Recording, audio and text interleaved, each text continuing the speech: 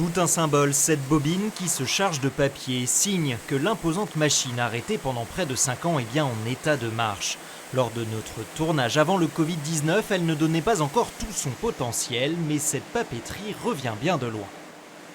C'est un exploit parce que nous avons annoncé 18 mois de travaux avec plus de 50 personnes.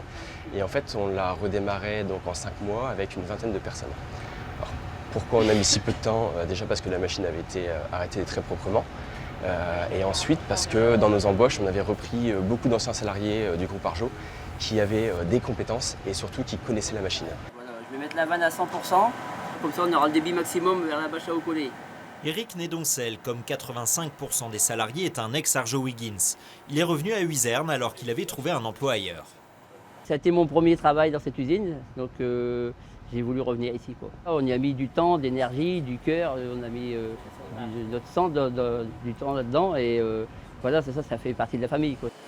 À sa tête, il y a désormais les Brébants, déjà propriétaires d'une société d'emballage dans l'Audomarois et dont l'investissement ici se chiffre à plus de 10 millions d'euros. L'année dernière, on a créé 100 emplois.